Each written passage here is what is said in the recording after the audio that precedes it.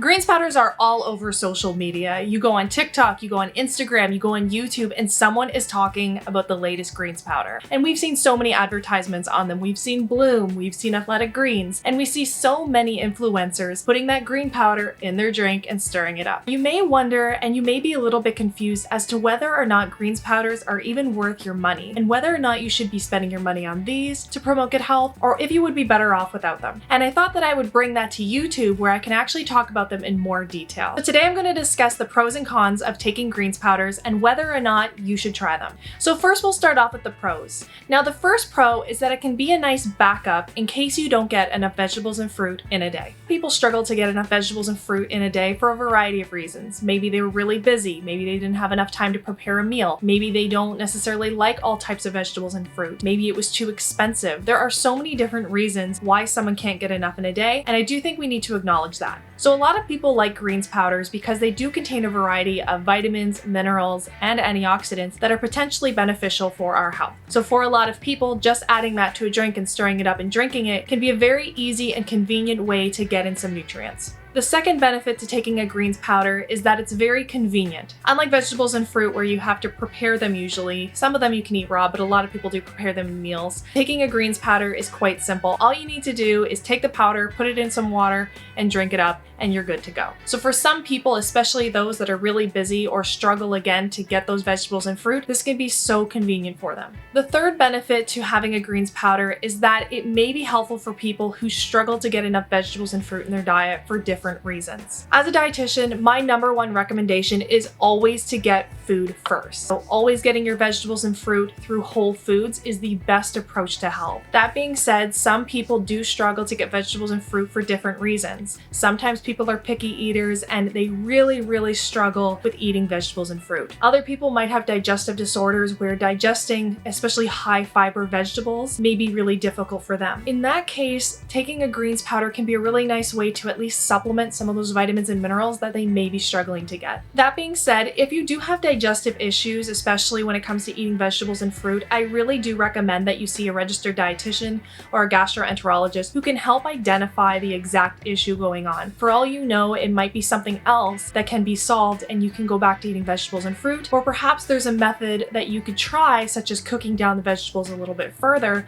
that can help you digest it better. Either way, it's not ideal to rely on a greens powder as your first step approach to addressing digestive issues. And the fourth benefit to taking a greens powder is that it may inspire you to adopt other healthy habits. I find so many people use greens powders as a stepping stone to other healthy lifestyle habits. I see a lot of people on social media saying, you know what, I can try taking a greens powder as my first step and maybe I can add on other healthy habits later. At the end of the day, all I want for you is to be as healthy as you possibly can be. And how you achieve that is something that is unique to you. So if you want to take a greens powder as a way to help you focus on other healthy habits and use it as an inspiration, then I think that is wonderful. And I do think that there are a lot of wellness influencers on TikTok and Instagram that really do inspire people to pursue a healthy lifestyle. While you don't need a greens powder to be healthy, if you're able to afford it within your budget and you personally enjoy it, then I think that's great. Now, while there are many benefits of taking greens powders, there are a lot of disadvantages, and these are primarily the reasons why I personally do not take a greens powder at this time. So the first disadvantage is that they will not provide the same benefits that whole vegetables and fruit will. First and foremost, whole vegetables and fruit have an array of different nutrients. They have vitamins, they have minerals, they have antioxidants, they have phytonutrients, and all of these work in what's called synergy. And they work together in the body to help promote beneficial health. When you take a greens powder, there's no guarantee that this synergy is happening. So you're better off consuming whole food first to ensure that that synergy happens. Also, a lot of greens powders do not have enough fiber, and vegetables and fruit are such a good source of fiber, and we need fiber for so many things in the body, but particularly to promote better gut health. So if I could recommend anything for you, it is to make sure you're getting enough fiber in your diet, and if you do want to choose a greens powder, make sure that it has enough fiber in it. Ideally, it should have 3 grams or more. Personally, I think the more the merrier. I find a lot of greens powders have less than 1 gram, which is not ideal. Also, unlike eating vegetables and fruit, having a greens powder may not contribute to a healthy gut microbiome the same way that having a diet diverse in different plant species species would. The second disadvantage to having a greens powder is that they're highly processed. I know a lot of people think that greens powders are this magical thing that help promote our health and they're very natural, but they're not. At the end of the day, a greens powder is a processed version of vegetables and fruit. Yes, they do a lot of things to try to preserve a lot of the nutrients in them, but if you're trying to focus on a minimally processed diet, relying on these greens powders isn't actually the best way. If you're trying to focus on a minimally processed diet, it's better that you actually choose whole vegetables and fruit, whole foods, instead of foods that have been processed in a facility. The third disadvantage is a lot of people don't like the taste. I have yet to find a greens powder that actually tastes good. Now, if you like them, that is fantastic and I'm very happy for you, but a lot of people don't like the taste of greens powders. So what I would recommend instead is that if you're really wanting to get vegetables and fruit in your diet, try to make an effort to get it in at least every meal and snack and really get creative. If you're able to experiment with different recipes and learning how to enhance the flavor of whole vegetables and fruit, that is the best way to go. However, if you're able to get over the taste of greens powders or you like them, then that's fantastic too. The fourth disadvantage is that they're very expensive. Majority of greens powders I have found run between $40 and $50 a tub, some of which run upwards of $100 per tub, and most tubs are about 30 servings, so a 30-day supply. For a lot of people, this is just completely out of their budget and unaffordable for most people. Now, I need to acknowledge that the price of vegetables and fruit isn't cheap either. In fact, the prices have soared and they are unrealistic for a lot of people as well. So it's no wonder that a lot of people are trying to find different ways to get in vegetables and fruit into their diet that works best for them. But just remember that if you are trying to watch your budget and your spending, I do think that a greens powder can be put to the side and it's not something that I would highly recommend as something you need for good health. The fifth disadvantage to taking a greens powder is that there's not a lot of research on them. I know a lot of people think that if a company makes a claim on their label that it has to be absolutely true. However, this isn't always the case. Most greens powders actually have very limited research on them, and I've yet to actually find high quality meta-analyses, clinical trials that actually show that greens powders are effective. What a lot of companies do, and this is for most supplements, not just greens powders, but what they do is they take a look at different research studies on individual ingredients and then apply these claims for individual nutrients onto their own product. So while certain nutrients may provide certain benefits, it may not necessarily work the same when it's in the product, especially if it's not at the same dose that other studies have found. At this point in time, we have a lot of anecdotal evidence, and anecdotal evidence just means that a lot of people have tried them and said that they found benefit from them, but we don't actually have high quality research at this time. The sixth disadvantage to having a greens powder is that most of them are not third-party tested. Third-party testing is very important because it helps ensure that what is on the label is actually in the product, and that in the product is not things such as heavy metals or unnecessary ingredients that you don't want. Now, a lot of companies do choose to do third-party testing. It does cost an additional fee, and you can usually see this directly on the label. However, if you cannot see third-party testing and you can't find it anywhere on their website, chances are they have not done third-party testing. Does that mean that their product is complete trash? Not necessarily, but you can ensure that what's on the label is actually in the product. And the last disadvantage to having greens powder is that they may not have enough of each nutrient to actually provide a benefit. If you look on a greens powder label, you'll notice that they usually have a really long list of different vegetables and fruits in them. And while it's great that there's a lot of different vegetables and fruit in the product, I really question if the actual amount of each vegetable is high enough that it's actually going to provide what's called a therapeutic benefit. So yes, there might be carrot. Yes, there might be beets. Yes, there might be celery. Yes, there might be alfalfa. But is it in a high enough amount that'll actually give you and your body the health benefit that the product claims? In an ideal world, the greens powder will actually list the individual amount of every single ingredient that's in the product. However, a lot of them have what's called a proprietary blend where they don't have to disclose the actual amount of every single ingredient. Personally, I like transparency, so if you can find a greens powder that has all of the ingredients listed, all of the amounts, that is a good thing. Now, as I've mentioned, I personally do not use a greens powder. I do not think it provides benefit for me, especially because I really do strive to get a lot of vegetables and fruit in my diet through whole foods. If you do want to take a greens powder and you think that it is right for you, you enjoy it, or at least you want to try it, then I think that's fine too. I'm not here to judge you on what your decision is, but just to help you know the pros and the cons of taking a greens powder and let you make the final decision. So I hope you found this video helpful. Let me know in the comments your experience with greens powders. Do you take one? Have you taken one? Do you not like them at all? Let me know in the comments and I'd love to hear your thoughts. And I'll see you in the next video.